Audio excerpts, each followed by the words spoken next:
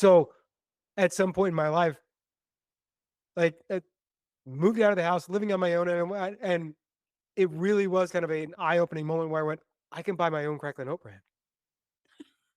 And I was very excited to do it. I I became a man that day. Welcome to Garage Sales Unhinged. Where the characters are as quirky as the finds. I'm Julie. And I'm Jake. Join us as we dive into the wild world of garage sales, yard sales, estate sales, and anywhere secondhand sales are happening. From bizarre bargains to hilarious haggles. You won't believe the stories we've got lined up. Let's get unhinged. Hiya, Jake. Hello, Julie. Oh, that sounds creepy. Oh, good. Don't do that. Okay. Jacob covered up his microphone and got real close to it. And Right. breathing to me. I was trying to do, yeah, hello, Clarice.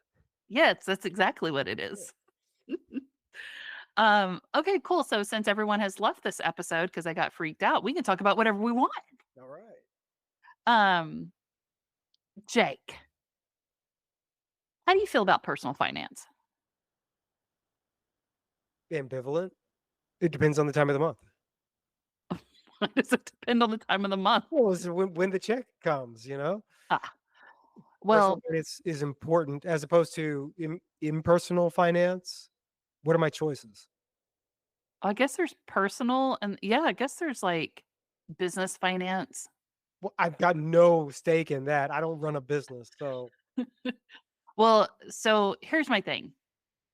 In grad school, I have an MBA, and in grad school, I had to take an accounting class, at least one of them. I don't remember how many accounting classes I took, but at least one. this is already starting to be like such a sexy episode. I Go know. on. But it's okay because everyone left whenever you started doing your Hannibal Lecter voice.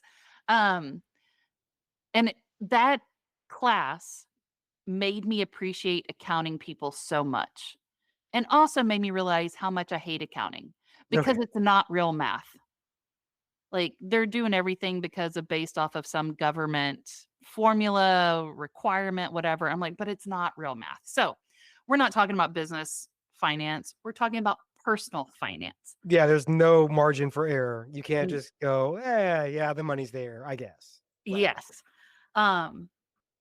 And several years ago, so back in 2017, I actually got myself out of debt. I was swimming and drowning in debt for several years after between college and 2017, and got myself out of debt and I really got on a whole kick of understanding where my money was coming from and where it was going, and also setting up myself and now my husband for the future so that we're not having to struggle as much as I did in my early to early 30. Let me start over. How old was I? To early 20s to early 30s. I didn't Hey, want it's always a struggle, man. It's okay. it really is. But personal finance was, a big part of that, and also helped me understand like where my priorities were in life and what I was willing to say yes to, and definitely things I was willing to say no to.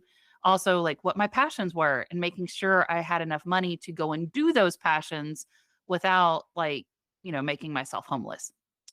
That all being said, how does that tie into secondhand sell market? You want to connect the dots? I hesitate to even try. Hit me with it. So this episode, I want to talk about what do people do with the money that they get from a garage sale or a yard sale that they're hosting. Okay. And there's a couple of different things that people actually use the money for. So when I was trying to get out of debt, I had a yard sale. One, I wanted to declutter my house because decluttered house is just a cleaner and happier home for me. I'm very much a minimalist, even though if you look at my office right now, it doesn't feel like that. Yeah, Julie's like I can see Julie on the webcam. And when we do set up that Patreon, you can see it too. But yeah, you got a lot of stuff going on. I mean, it looks nice, don't get me wrong, but there's several framed things. You've got a few faux plants. So, yes, minimalist? I think not. Tasteful? Sure. Well, and it's funny because my my home office is my creative studio. The rest of my house, it's pretty minimalist. There's not a lot of things collecting dust in my house. But I had this yard sale to one, declutter my house, and then two, try to raise money, extra money outside of my day job to help and hurry and pay off debt so I could get out of debt. So that was a big thing for me. And I'll share the numbers. I made $800 from that yard sale. Wow. Yeah, for a weekend of, well, several weeks to get ready for it, but in one weekend I made $800, all above board. Nothing was illegal. I didn't have to like show any private parts. It was great. And so, I mean, hey, other people make their money however they make the money. Um, and I was able to put all that money towards my debt.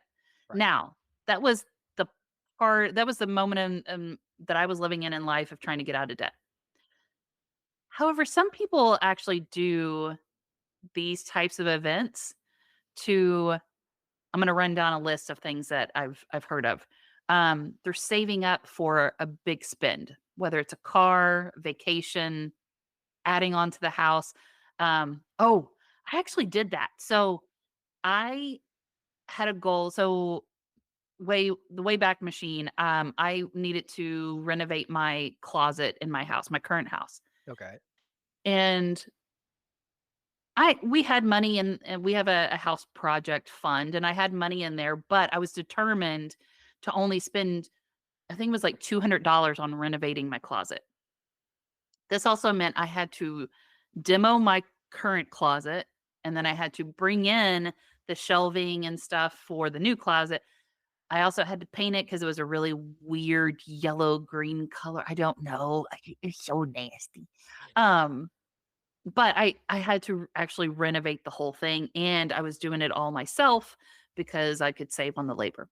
Right. Um, I w and I had $200 to spend. So you think, "Okay, you can get all of that done with $200." Except whenever it comes to, I got the wrong pieces the first time. I didn't know what kind of paint I needed, so I actually bought 2, like, it was just Yeah, it's the other side of the coin of DIY. Like, I'm gonna save so much money by not paying some guy to do this. Then you do, and you're like, oh no, now I have to do it 3 times. well, and also during this time, I wanted to change out my dining room chairs. There was nothing wrong with my current dining room chairs. I just wanted some different ones that were more comfortable and better for the space. And so I actually found some things in my house that I could sell that would help offset the cost of these home projects. So I think whenever it all came down to it, between the different projects I was doing, the big one was the closet renovation. I think I ended up, and then whatever I sold, I ended up spending $180 out of pocket. So I was actually under budget. But um, and the furniture I sold on Facebook Marketplace. At the time, my husband was traveling, and so whenever I had people coming over to, like, buy a chair or buy a bench or whatever, I would always take the stuff outside because they were coming over late at night and stuff, and I didn't want them to come in my house, especially if my husband wasn't there, and, so it was always, like, these clandestine meetings with, like, a chair, but it got sold, so it was fine. I also also for people that sell things on Facebook Marketplace and you have these types of things, and I would only accept cash or people could Venmo me, something Mhm. like that. But I do have money pins from my yard sale. So a money pin is what you mark on a dollar bill to say if it's counterfeit or not. Oh, cool. So I dated a guy one time who he sold some tires to somebody, and the guy paid him in cash. And whenever he would take it to the bank wouldn't accept it because it was counterfeit money. So not only was he out the tires, but then like he wasn't going to get that money at all. And then the bank also had to report him to the police. Oh my gosh. Like he wasn't at fault for any of this stuff, but they Right. had to file a report.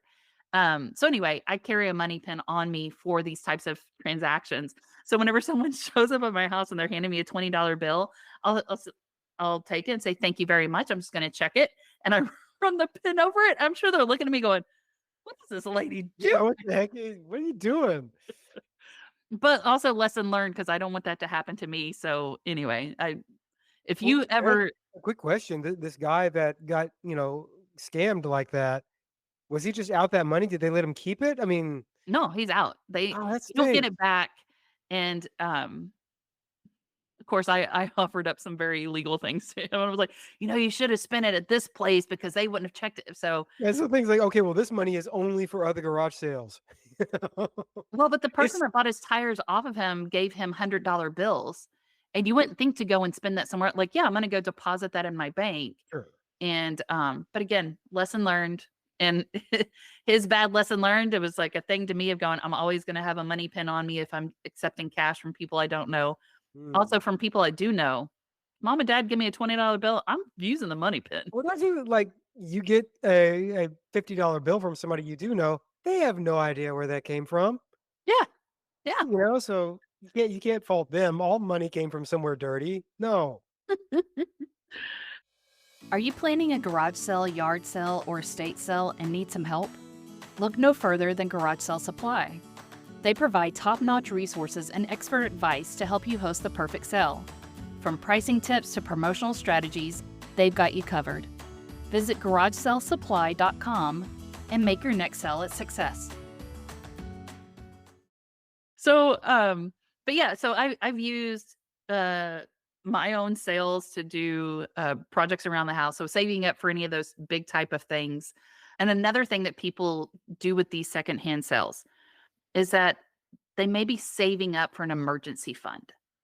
And I like this, especially like I've gone through financial planning. We have a fully established emergency fund. That's if like our AC unit goes out in the middle of the summer. We live in Texas. You don't live here without an AC unit. Like it's miserable if you do. Yeah. Um, any kind of health emergencies, anything like that. So people can use the funds from garage sales, yard sales to help build up those emergency funds. Yeah. Another thing that I my husband right now, I love him. Let me preface this. I love this person. I do. Here's what my problem with them and why I want them to die. I do not want him to die. I don't. He's a very snazzy dresser. He has a lot of Agreed. clothes. Yeah. Like he's putting on the Ritz. Totally. Yeah. He has a lot of clothes. And without me encouraging him to do so, a couple weeks ago he went through his closet and pulled out clothes he does not wear anymore. Wow. I know. I thought maybe he got snatched by an alien and I didn't know who this new person was I And was living with. romance ensued. Honestly, I have read some books about some alien romance. Don't recommend it. It's weird. Oh no, I meant like, you were just so like impressed with him just proactively. I'm thinning out the wardrobe and you were just smitten. It's very bodice ripping cover of a novel. The guy is there. It's just some normal looking dude with like a t-shirt on a hanger, and he's moving it out of the closet, and the woman is just swooning in the back. I could just see like another like book of this series. The guy is washing dishes. Right. And Like, it's oh like, my oh God, that's so wow, sexy. and the vapors, right? Yeah. Yeah. Um, but he cleared out his closet and he was gonna take it all to Goodwill. And instead of letting him take it to Goodwill, I said, "Hey, give those clothes to me." He did offer up the clothes to on Facebook to a lot of his friends. Some folks came over, they took some of the clothes that they could use. And then the ones that they couldn't use, I actually am posting on Poshmark to try to sell. Yeah. And part of me is going, okay, so what am I going to do with all this fortune that I'm getting? It's not a lot of money, but I wanted to try it out of trying to sell these things on Poshmark. One of the things that people actually use from the secondhand sales is to actually do reinvestment. And so I have retirement accounts. My financial manager, she takes care of all that stuff for me. She has our best interest at heart because I do not understand the stock market like I should. I'm working on that. But one of the things I love to do from time to time is to buy stock on Robinhood. So I'll tell you the secret, Julie. You got to sell your pumpkin futures before Halloween. Before. thank you, Jake.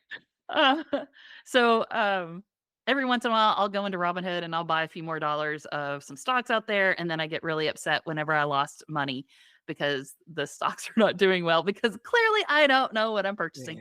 Um, but I don't want to use the money that I work hard on. And so there's times whenever I'll sell something secondhand and going, hey, it's 20 bucks. I will go buy some stocks and play around with it. But kind of what I'm doing with his clothes that I'm selling on Poshmark, of now I have that money that I can do reinvestment with to try to get like, hey, I'm saving for a rainy day. I'm going to put it into stocks. I'm going to play around with it, see if I can actually, I'm hoping for a GameStop situation Yeah. where like Don't hope for that. Don't hope for or that. like, I bought it at 20 bucks and then I sell it at 10,000 type thing. Sure. Right on. Um, I don't think it's realistic, but hey, it's almost like the lottery, right? The other thing that, you know, I think goes along with personal finance, a lot of times people, one, a lot of people are doing garage sales to declutter, which is Mhm. always huge. Uh, Especially older people, because I think, they understand they're coming towards the end of their life. Their family may not want all the stuff that they have collected over the years, and so they start to declutter their house and allow people to take things and buy things of, stuff that they've had over the years. Or they may be downsizing and they want to get rid of that stuff now versus like, oh, I'm gonna have to have my kids do all this stuff later on. Or if they don't have kids, "Hey, I don't want this stuff to go to a landfill," and they start to do that. But doing the with the money from these garage sales and estate sales and yard sales, a lot of times people start to do like they're creating momentum for their financial future. So whether that is, hey, I need to buy kids school supplies and I need an extra $100 to get that stuff done. Having a garage sale alleviates that burden of where do I find the money in already a tight budget. And people tend to, and now that we have this whole age of the internet, like I just mentioned, you can sell things online and you don't have to have that one singular event to try to sell everything at one time. Or if you're like me, I don't have the best layout at my house to have a yard sale or a garage sale. So selling things online is actually better for me versus trying to accumulate everything in one spot and then try to sell it. Right. Um, but yeah, I found that, what people want to do with the money. And a lot of times, whenever people go into actually hosting a sale, whether it's in person or virtual, helps them make some better decisions in the moment versus like, I don't really know what I'm going to do with this money afterwards. And so they may hem and haw on a decent offer for something and going, well, I'm going to Mm. hold on to it, hoping I get something better.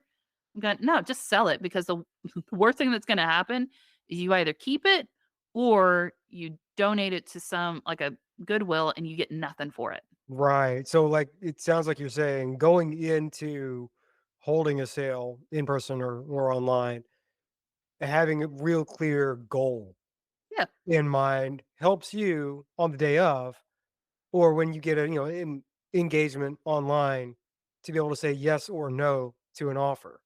yeah, yeah, and Otherwise, if you're just like selling to see what it can sell for, you really don't know. Maybe that's a good offer, maybe it's not, but you do know that gets you $7 closer to this. exactly. And so you're more likely to say yes. Yeah. I mean, there's some stuff that I have in my house and I'm trying to sell online right now that I'm like, man, I've used it once or twice. I'm never going to use it again. It's taking up closet space. So as much as I'm a minimalist, it's still taking up because I can't see it. I don't think about it. Um, but then it's also like in the back of my mind, I'm going, hey, whenever I get that money, I can play in the stocks with it. Or I can save that money and I'm going to renovate my office this year and I can put that money towards the renovation of my office. Mhm. So there's always things that I like to do like that. And especially, I'm a big fan of taking things to Goodwill. I'm also a big fan of shopping at Goodwill. Um, but like, man, if I can sell it myself and I also have to give myself a window. So I've listed some things on Poshmark. I'm gonna have them listed for a few weeks. And if they don't move, hey, I gotta take them. They gotta get out of my house. I don't need them just collecting dust. I don't need them getting wrinkled. Yeah. And I also want someone to use them because they're actually nice business casual stuff. And if I can find an organization that accepts men's good quality business casual clothes, we'll take it over there. But yeah, it's one of those things of, I think people go into having a garage sale. A lot of times it is to get out of debt, but even like I'm not in debt, but I still do this because I'm sitting on essentially a gold mine of my own crap that someone else goes, "Hey, that's a treasure and I want it." Like, Yeah. yeah, I'll sell it because then it's going to help me do the next thing I want to do in my life. It does kind of speak to the importance of intentionality, Yeah. regardless of your situation or your motive, for making choices. Yep. It like having a clear purpose, having a clear intention behind those things will help you know whether you're making the right kind of progress and will help like it all of a sudden you give yourself these parameters that tell you what kind of choices to make and what's working and what's not. Um, Without that intention, yeah, it is just kind of aimless. Like, honestly, I've done that for sure. I've done that. I think it was like during COVID times. I would list stuff. It's like, and honestly, yeah, I guess it was to declutter, but I had the space for it anyway. But I Mhm. was like, I'm really not using this. I guess I'll sell it, and had no real purpose for doing so. And I don't know, maybe I could have gotten more out of it, but that really wasn't the goal either. Um, I think I did it because I enjoyed writing up, smart ass listings on Marketplace. Yeah. It was more just for the creative fun of how I'm gonna describe this thing. And if I had like put it, had it in my mind that okay, money I'm gonna make from selling these golf clubs and this thing and that thing are gonna go toward this, I might have gotten more motivated behind it. Mhm. I might have gotten more momentum to put more things toward it, and I'd have less stuff to schlep around, and I'd have more money toward whatever that goal would have been. Yeah. I mean, I think I look at my home office. We're about to have a lot of renovations done to our house, and we have been saving up for those renovations for a while. But I'm going, man, if I could sell some of these things that are taking up space, and then I can maybe do a higher quality paint on the walls. I can do a higher quality tile on the floor. Or I can go and do an upcycled piece of art from a yard sale and I can go and buy the paint and the yarn and the stuff I need to do all that with. I think all those are key things, but it's also kind of like a combination of things of one, I don't want to go into debt ever again. Two, I want to save up for these things that I want to do. Um, and also, like, my big thing is I love to travel. If I can sell something that helps pay for a plane ticket, I will sell everything in my house to do that. Um, but, like, it's just for me, this is fun, and also, we live in a country that we can do this in, and, like, this is where capitalism is kind of like, you get to run your own little personal company and create these cool things, and I'm I think we're all as Americans, we're sitting on a lot of cash that's just looks like a paperweight. It looks like a chair that I don't use anymore. It looks the thing I'm trying to sell is a stationary bike contraption. So you take your regular road bike and you snap it into this front wheel thing, and then you can like do indoor Yeah, it cycling. turns a regular bike into A it's just sta- yeah, a yes. station wagon, yeah. And I bought that during COVID and used it a couple times and realized I hated it. So now I'm like, I'd much rather be outside riding my bike versus inside. Uh, Give yourself some credit there. You didn't buy a Peloton. You did like the next best thing. yeah. That way you're just like you only have that much buyer's remorse. You're not one of those people like, oh no, this Well, from what I've heard, this ruined Sex in the City. Oh no. so whenever I was doing my closet, I was also upgrading some stuff in my office, and I had a really nice wooden desk for my home office, and I wanted to have a standing desk, and so I ended up selling my wooden desk, and that money from the sale of that wooden desk helped go to pay for my standing desk. I had an old, I think my husband got it. I don't know where he got it. He might have stolen it. I don't know. But it was like an old conference chair that was covered in fabric. It was nice, but I used that as my office chair for a very long time and it hurt my back. And so I ended up selling that chair I didn't think anybody would buy it. It got snatched up in like 4 days. Um, Ended up selling that chair and another chair, and ended up buying an ergonomic office chair that I really enjoy. And so, like, being able to sell the things that I was going to then use that money to replace them with, it was really nice to be able to do that, and I wasn't out the full amount for buying a standing desk, for buying an actually really nice office chair. I could offset that with the things that I had to get rid of anyway. Hmm. So, Interesting. I'm trying to think like of any like regret purchases I've made. And I think a lot of people, as much as they're able to, if they were able, if they had the means to do so, probably made some regrettable purchases in and around the COVID era. oh yeah. Are you You know, kidding me? The retail therapy was alive and well during that time. Amazon boomed during that time. are you one of those people that made banana bread and stuff like that? Um, I make a sandwich bread. There was one time I made banana bread. Okay, so hear me out. There Sorry, was one. like I've never heard that term. I make a sandwich bread. That's called I purchased Mrs. Baird's. What are you talking about? Okay, clearly you're not a baker. So there was one time I did make banana bread. It was did a chocolate chip banana bread and took it with it. So this was funny.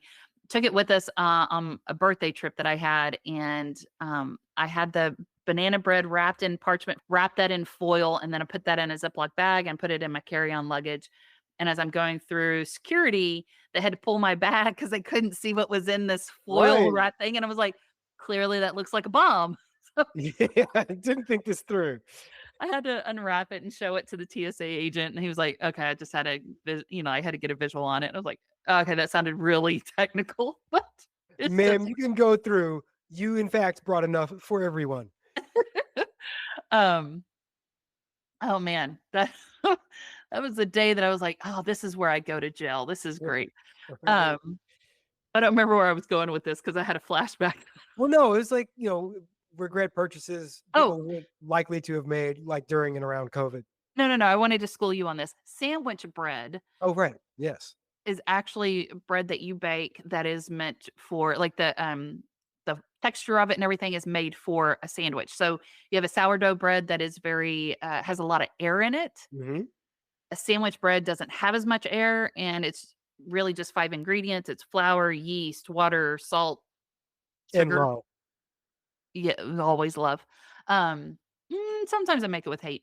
But yeah, so sandwich bread is an actual type of bread. You have a rye bread, you have da, la, la, la. But yeah, I started making that during the COVID stuff, but I don't regret it and I still make it to this day because it's delicious.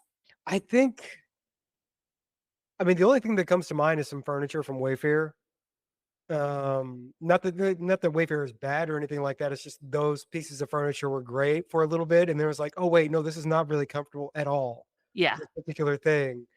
I'm fairly certain I sold. No, I ended up giving those to. I think we ended up giving those to like people that had just graduated from high school and were getting their first like apartment with roommates, and they had no money for it, so it was like, man, take it. But I remember selling stuff during COVID, and like I say, without intention. It was just going like, "Hey, what's the human contact?" Like, even long enough to like just go drive this junk to somebody's place, and we're both wearing masks, and we exchanged money. Didn't have a money pen, You but that's should. okay. No one really cared at the time. Um yeah, I don't know. I want to say usually I have regrets about clothes because I I buy could them see and then I that. I bring see how them you dress. home and I'm like, no, I don't like this. I've been better now about like the things that I buy. Um and also and if it doesn't work out, I return it pretty quick. Mm. Um but lately I don't have tons of regret of like the purchase thing. Um the furniture thing of like, oh man, I want to change the look of something in my house. So like I have a sofa in my office that I want to get rid of whenever we renovate my office. and I don't think there's another place for it in my house. And it's a good sofa. It's small, and so I think it'd be great for someone's apartment. So I'll probably have to position it to make sure that the people that I think would want to purchase it and come and get it and take it away, and make sure that that posting speaks to them. But um, I don't know if I'm going to do another big piece of furniture in my home office. So what's the big takeaway here? You're saying people should like there's multiple reasons to sell the stuff you've got. We know there's a lot of ways to do it.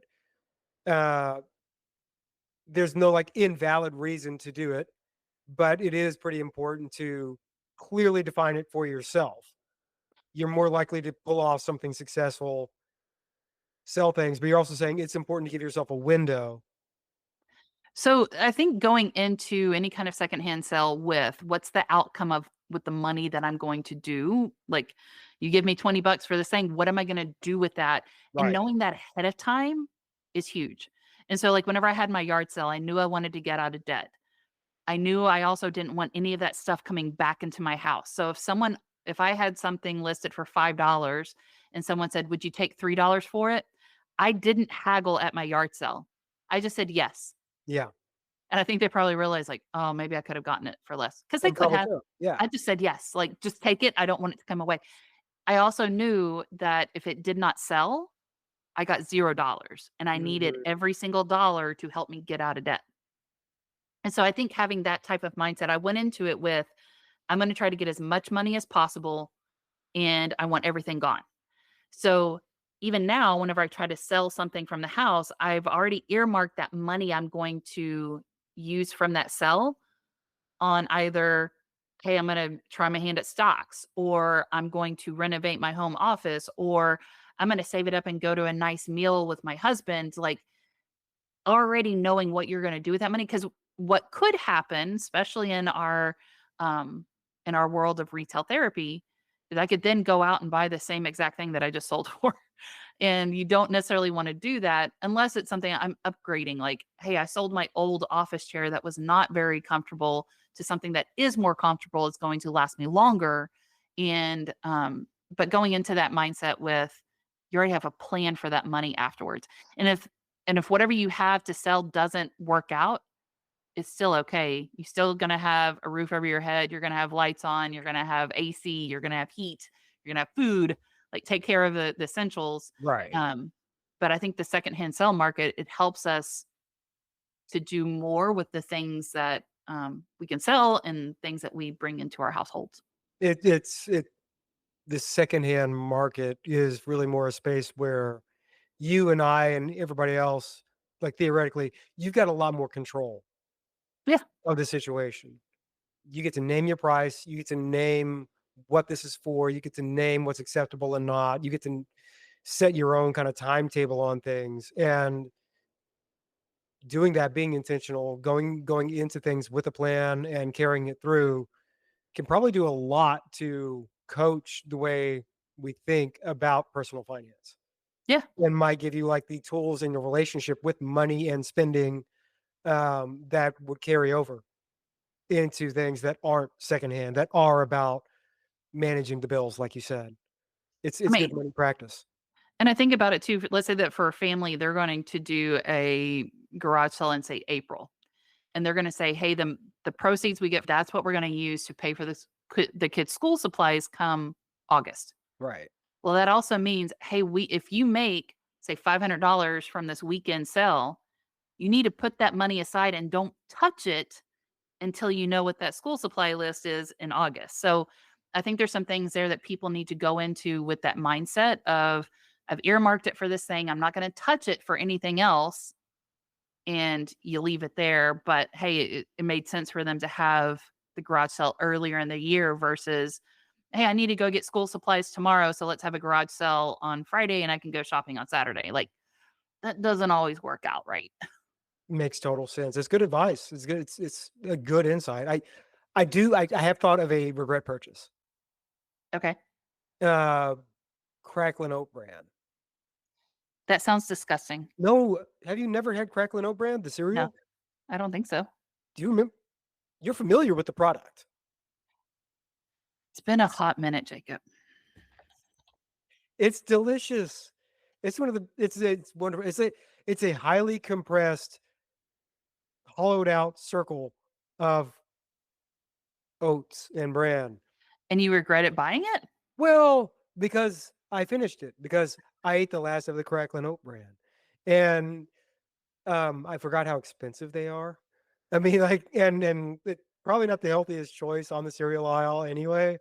But it's important to me because it's symbolic. I remember wanting crackling oat bran as a kid.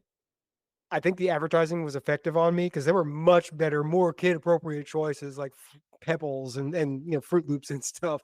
But for some reason, it was like the crackling oat bran because I think I tried it once and it was like, that is really good. There's a ton of sugar they pack into this thing. It's great.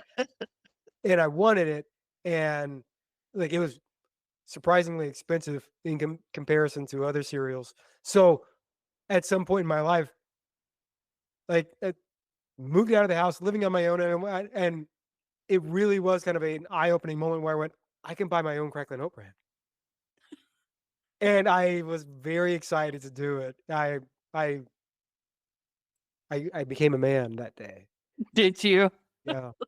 Oh my God, that is a lot of sugar. I just pulled up the nutrition facts. And for a serving, which we all know, so one serving is 3/4 of a cup. No, it's not. It's 21 grams of sugar. Yeah, that's why it was so good. Oh my So word. my goal is to sell things to be able to afford my crackling oat bran habit. It's straight to the vein. Mm. Oh, that's awesome. Well, Well, that's this week's episode. I just want to talk about some personal finance and encourage people to have a plan in place before they go into a sale that they may be hosting. well, it's good advice. I'm gonna absolutely give it some thought and get some things listed for a reason. Thanks, Julie. Thanks. I can't wait to see your crackling oat bran fund. I'm gonna get some swag. Watch. Thanks, Jake. Talk to you later. Bye. Okay, bye.